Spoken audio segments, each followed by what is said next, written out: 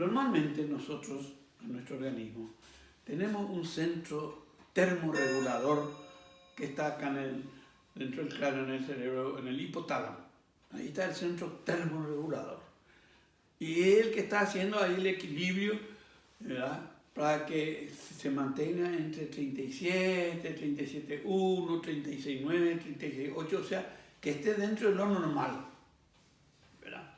Y esa fiebre se produce por una serie de condiciones, por ejemplo, por el mismo metabolismo de todos los tejidos, de los órganos, o por situaciones fisiológicas, ¿verdad? A veces puede producirse una pequeña variación. Pero lo normal, entonces, es que esa temperatura normal, vamos a decir, está regulada por ese centro hipotalámico que está en el cerebro. Ahora, ¿qué ocurre?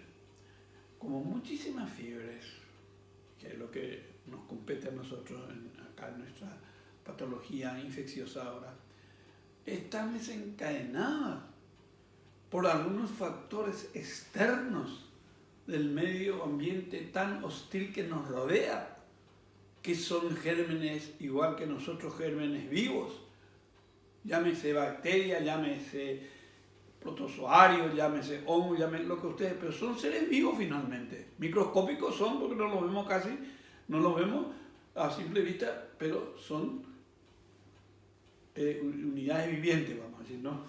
Y que, por supuesto, al entrar a nuestro organismo lo reconoce como extraño, como un antígeno, llamándole de otra manera, y reacciona a nuestro organismo. Y una forma de reaccionar, de llamarnos la atención de que, ojo, alguien nos está invadiendo, es desencadenando la fiebre.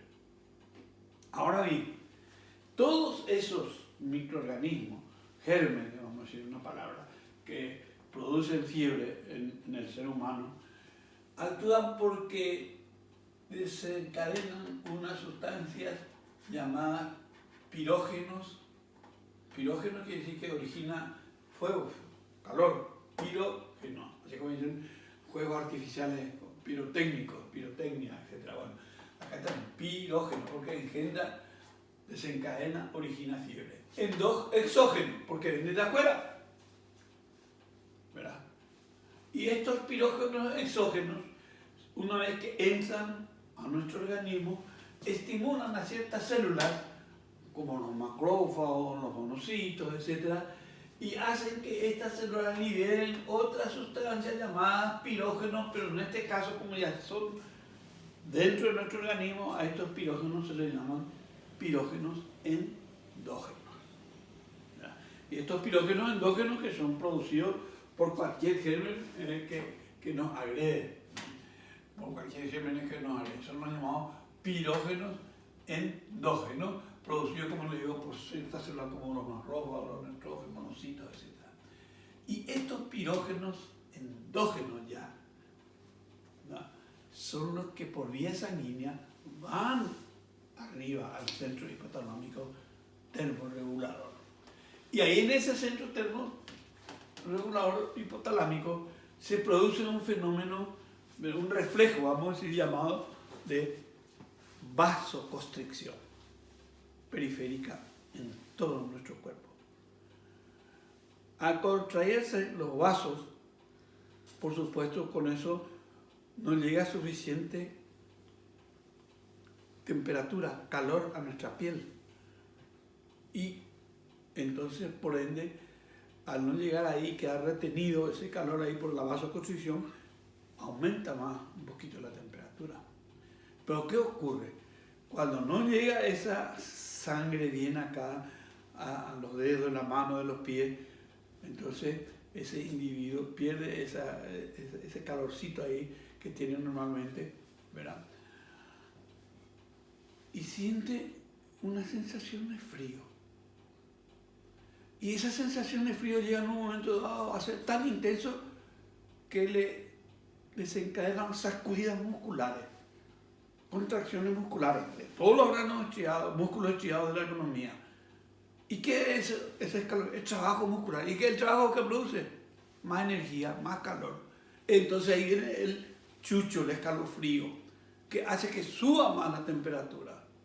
De por sí ya subió por ese reflejo vasoconstrictor que se desencadenó, este reflejo vasoconstrictor en el centro hipotalámico, ¿verdad? Pero eso, como le digo, genera una sensación de frío, porque se pierde el calor al no haber una buena circulación, un buen flujo sanguíneo ahí, porque hay una constricción, no hay una buena circulación, por eso no se pierde. Y esto da como consecuencia, da fiebre. Da un estado de aumento de la temperatura, a lo mejor 39,5, 39 grados, da fiebre. ¿Verdad? Y que puede producir eso una sensación de frío con las contracciones de todos los múltiples músculos esqueléticos que van a originar más calor, por ende más fiebre, y llega a su pico máximo a 40, 41, y luego se produce, lo que es la naturaleza muy sabia, se produce entonces una vasodilatación otra vez, y ahí entonces viene otra vez la sangre y con eso se pierde el calor, con una sudoración profusa.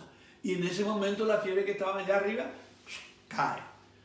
Y ustedes ya dieron lección de biología, puede caer de forma brusca, en cuestión de pocos minutos u horas, se dice una fiebre que cayó en lisis. O si no, si cae en varios días, se llama en crisis, una caída en lisis o en crisis de esa temperatura. Ahora bien, estábamos diciendo que algunas fiebres son, hasta si se quiere, fisiológicas, diríamos, que de por sí el organismo produce. ¿Cuáles serían esas fiebres fisiológicas? En primer lugar, por ejemplo, tenemos la fiebre fisiológica circadiana, de acuerdo al ritmo circadiano. ¿Qué quiere decir eso? Que si usted se gradúa, una persona normal que no está con ninguna patología, toma temperatura a la mañana, más o menos a las 8, a las 9, a las 10 de la mañana, va a tener 37 a lo mejor. Toma a las 15 horas a la tarde, a las 16 horas a la tarde, más o menos a esa hora, sube 1 o 2 décimas. Esa es una temperatura que se elevó un poquitito, pero que es fisiológica, es normal. Es por eso que uno en la tarde generalmente, aparte que generalmente el sol ya está más arriba, eso es las 2 a las 3 de la tarde, le va a generar un poco más décima, aunque sea más alto. Esa es la oscilación, vamos a decir, circadiana de la temperatura en el ser humano, y que es fisiológica, no es patológica. Pero existen otras fiebres fisiológicas, como por ejemplo en la mujer cuando está con la ovulación, en la mitad de su ciclo, ¿verdad?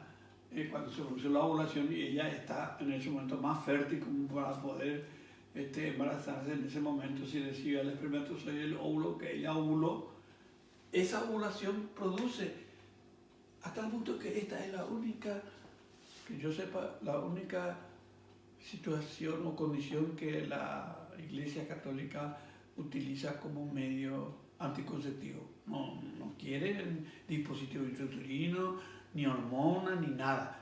Quieren que haga por forma fisiológica para evitar entonces o embarazarse. Entonces, para embarazarse es pescar, ver el momento que se produce la ovulación en que el folículo del ovario larga el óvulo y viene a la trompa y se encuentra con el espermatozoide. Y eso ocurre generalmente en la mitad del ciclo, de cada ciclo menstrual de la mujer.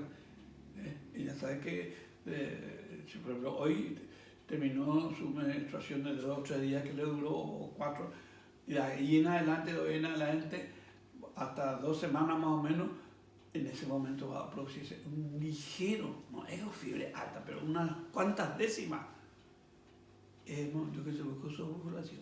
Y eso es una fisiológica, no es patológico.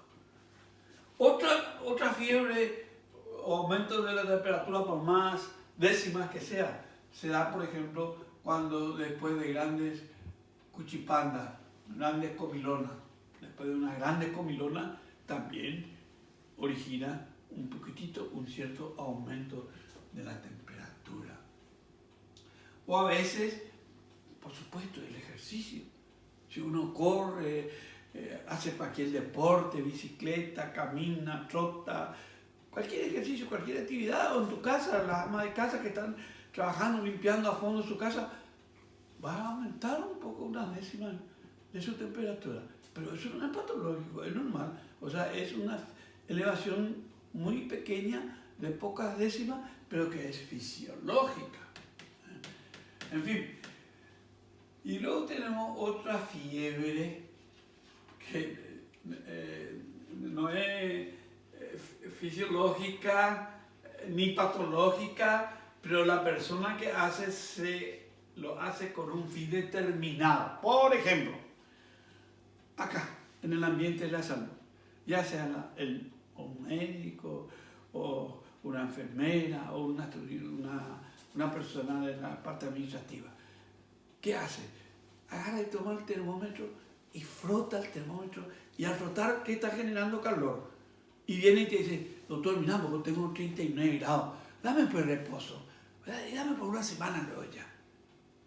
Y entonces le miras y le dices, pero vos no tienes la fase de una persona que está con fiebre, la fase febril, que es una fase que ustedes saben ya de biología, es con los ojos brillantes y los pómulos bien rojos.